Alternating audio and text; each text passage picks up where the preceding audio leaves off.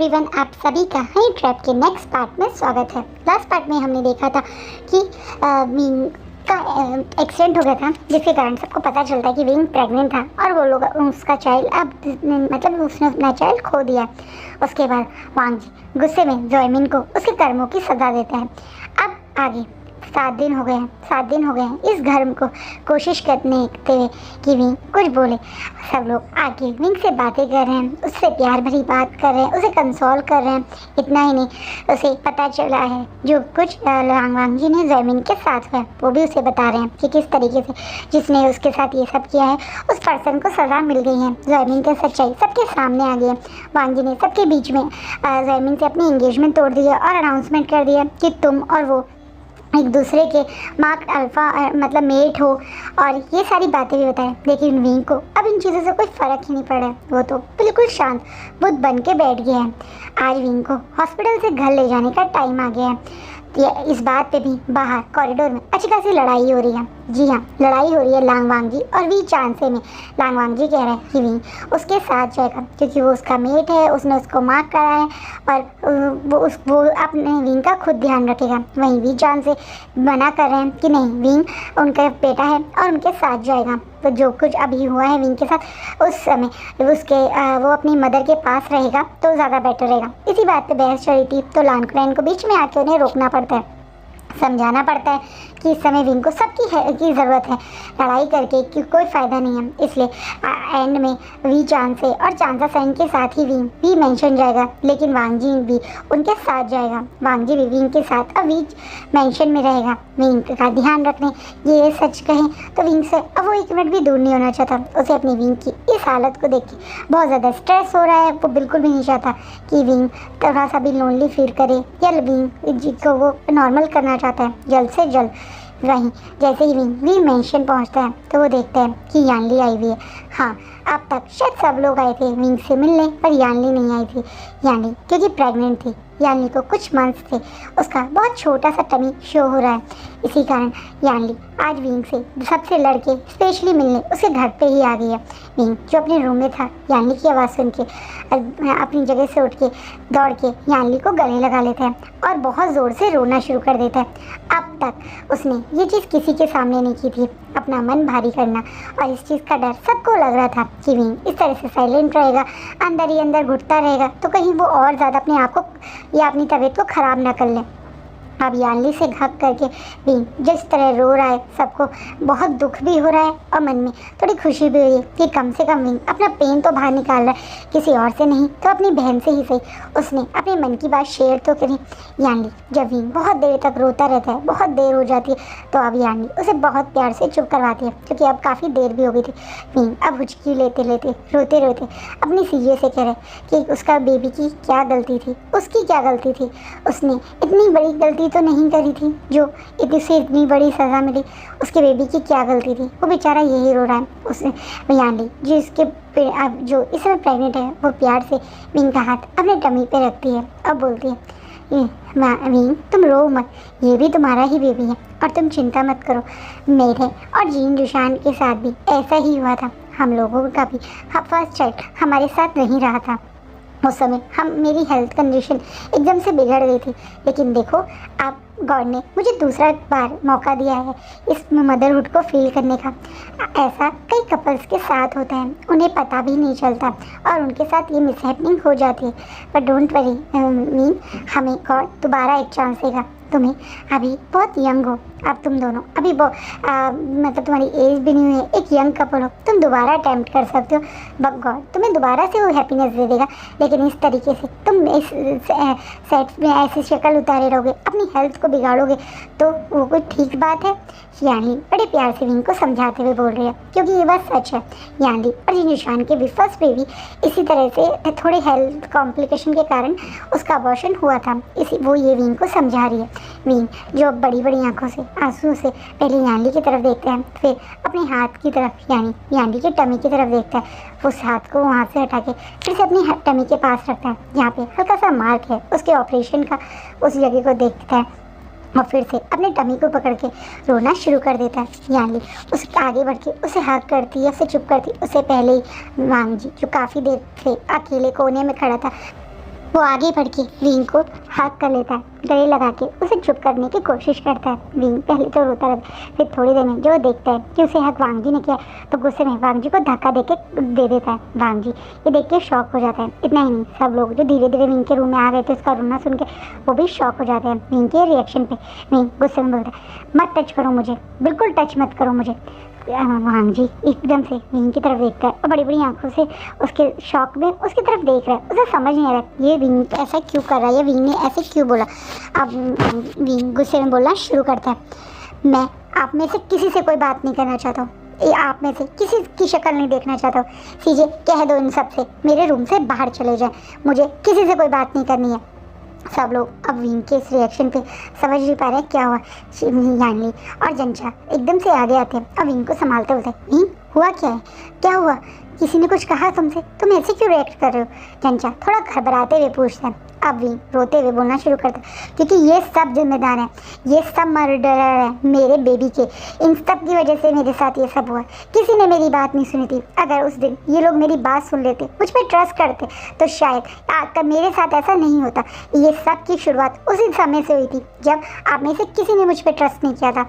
वांग जी तुमने भी तो मुझे पनिश किया था ना, और तुमने सारी वजह से ही मेरे साथ ये सब हुआ है। विंग अब गुस्से में वांग जी की तरफ देख रहा है। वांग जी जो समझ नहीं पा रहा है क्या हुआ, फिर भी वो जानता है कि विंग बहुत हर्ट है। विंग के साथ इतनी बड़ा सब हो गया, उसकी लाइफ की इतनी बड़ी चीज़, वो उसका वो लाइफ मतलब एक मदरहुड वाला फेस जो शुरू होने वाला था उससे पहले ही उसके साथ इतना सब कुछ हो गया। इसलिए वो तुरंत विंग के पास आता है और उसके मतलब उसके दोनों हाथों को पकड़ के बोलना शुरू करता है, विंग कि तुम क्या बोल रहे हो, मैं कभी तुम्हें हर्ट नहीं कर सकता, तुम अच्छे से जानते हो मैं तुमसे बहुत प्यार करता हूँ, तुम्हें पेन में कैसे देख सकता हूँ मैं।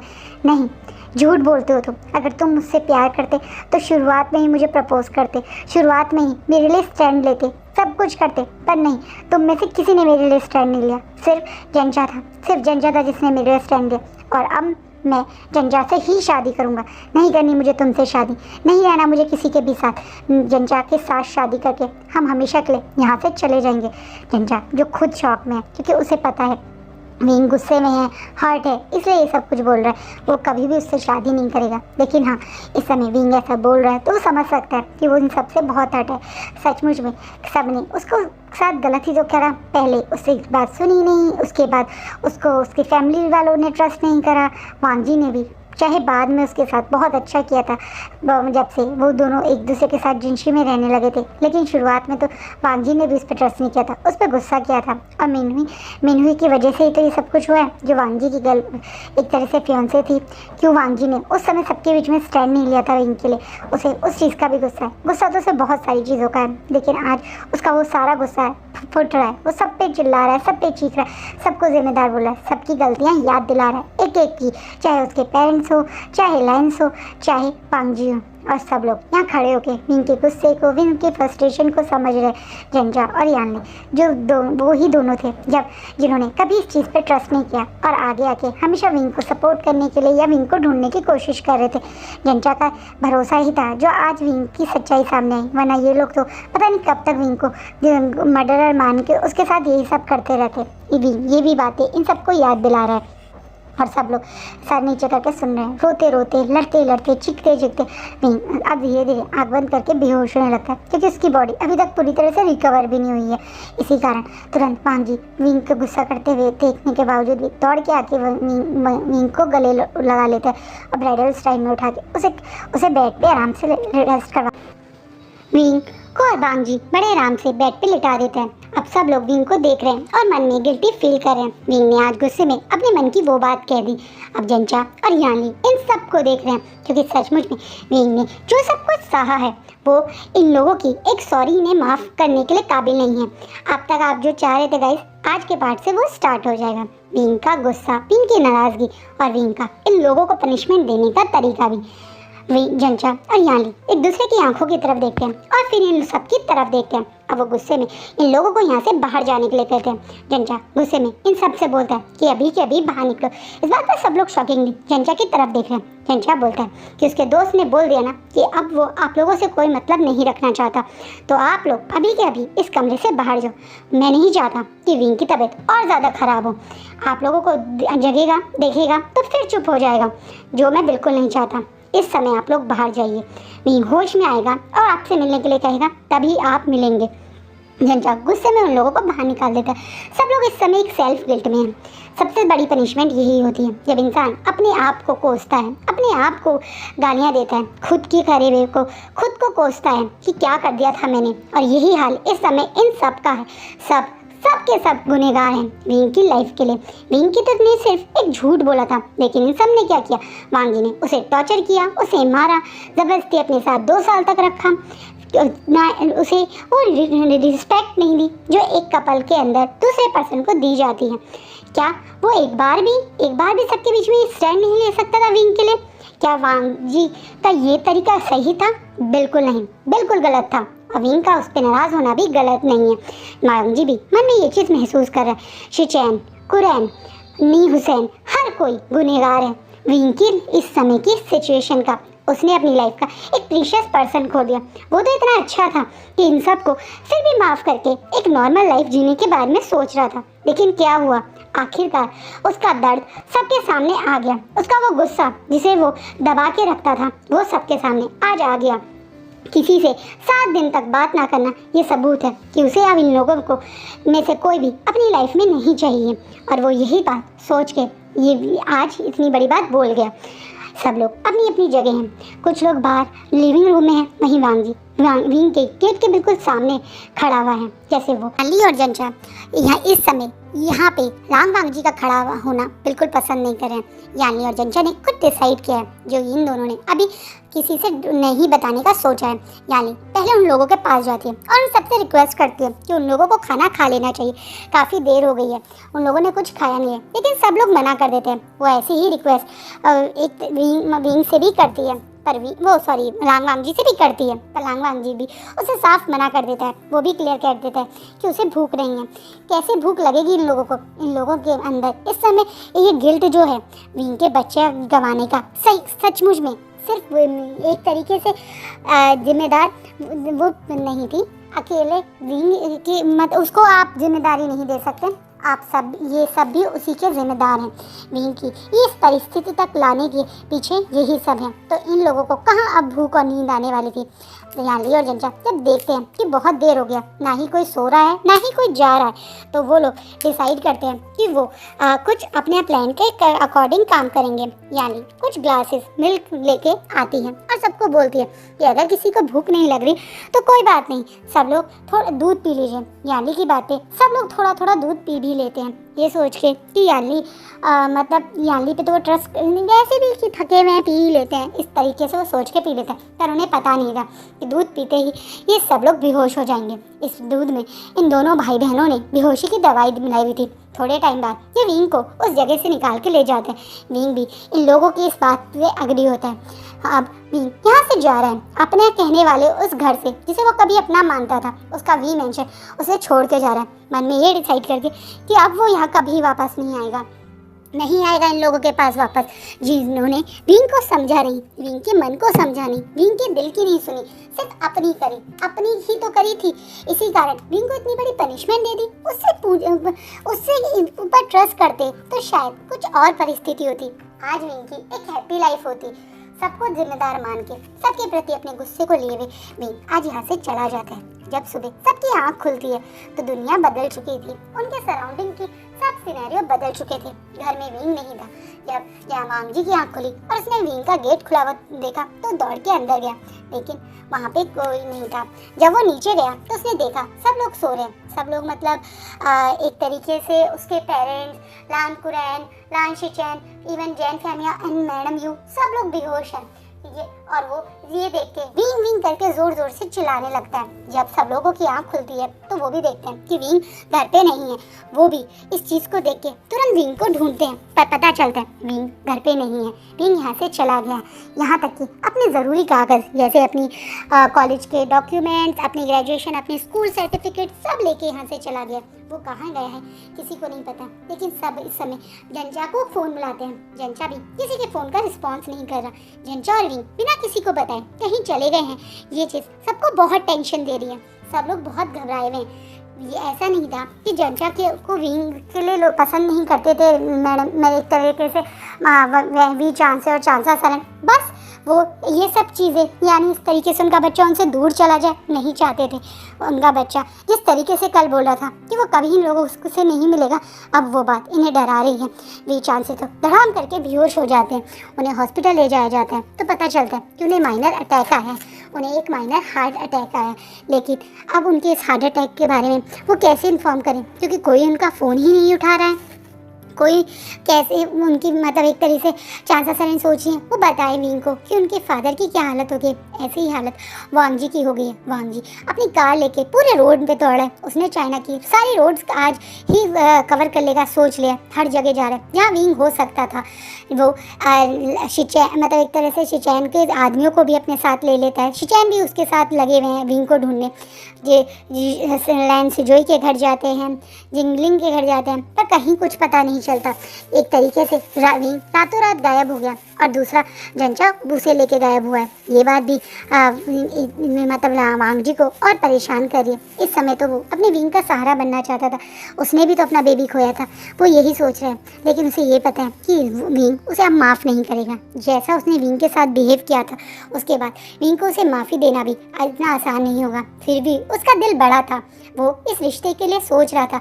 लेकिन अब अगर उसने अपना मन हटा लिया है तो वांग जी कुछ नहीं कर पाएगा।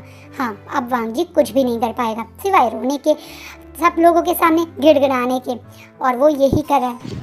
द ग्रेट वांग जी जो कभी किसी के सामने गिड़गिड़ाते नहीं, लेकिन आज जंचा के पास जा रहे हैं जंचा के बारे में पता करने। हाँ, कुछ दिन पहले वांग को गायब हुए करीबन 1 महीना हो गया। 1 महीने से ऐसे ही वांग जी का बुरा हाल है, पर कुछ पता नहीं चल रहा। उसके पेरेंट्स भी कोशिश कर रहे हैं लेकिन कुछ पता नहीं चला। आज जंचा वापस आया क्योंकि जंचा को मैडम यू ने बताया है कि विंग चांसे को हार्ट अटैक आया था और जंचा उन्हें देखने आया। जब उन्हें देखने आया था तो वांग जी भी उनसे मिलने आता है और वो जंचा के सामने गिड़गिड़ा रहा है। उसे कह रहा है कि वो एक बार विंग से बात करना चाहता है, अपनी सारी गलतियों की माफ़ी मांगना चाहता है। जो वो पनिशमेंट देगा वो सारी पनिशमेंट देगा, बट उससे दूर ना जाए विंग, बस यही कह रहा है। लेकिन जंचा उसे गुस्से में और कॉलर से पकड़ के हॉस्पिटल से बाहर ले आता है और उसके ऊपर चीखते हुए बोलता है, तुमसे शायद याद नहीं है तो मैं तुम्हें याद दिला देता हूँ। मैंने तुमसे कहा था वांग जी, मैंने तुमसे कहा था लान वांग जी कि एक बार मैं तुम्हें चांस दे रहा हूँ। अगर तुम इस बार कामयाब मतलब उस चांस पे खरे उतर गए तो ठीक है, वरना मैं तुम्हें विंग की कभी शक्ल नहीं देखने दूंगा, उसकी आवाज़ नहीं सुनने दूंगा।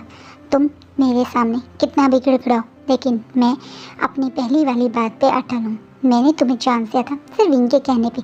विंग ने मुझसे कहा था कि उसने तुम्हें रोका था सच सबके सामने ना बताने के लिए, लेकिन तुमने क्या किया था? जिस तरीके से तुमने विंग को टॉर्चर किया था उसे कोई नहीं भूल सकता। तुमने विंग को किस रिश्ते से अपने पास रखा हुआ था? इन 2 साल में क्या एक बार भी तुम्हें चांस नहीं मिला सबके बीच में विंग के रिश्ते और अपने रिश्ते की क्लैरिफिकेशन देने का? तुम्हारी लाइफ में 2 साल बाद आई थी तुम्हारी गर्लफ्रेंड, उससे पहले तो तुम ही विंग के साथ थे ना? क्या तब तुमने क्यों ही नहीं किया? विंग के आने से पहले भी तुम्हें चांस मिला था, लेकिन तुमने इस विंग के प्यार को कमज़ोर समझा। तुमने सोचा विंग तो तुम्हारा कठपुतली है, विंग तो तुम्हारा स्लेव है, इसलिए तुमने ना ही उसे रिस्पेक्ट की ना ही उसका मान का सम्मान किया। अब मैं तुमसे वादा करता हूँ कि मैं विंग को तुम्हारे पास कभी नहीं आने दूंगा। ये कह के जंचा वहाँ से जाने ही वाला था।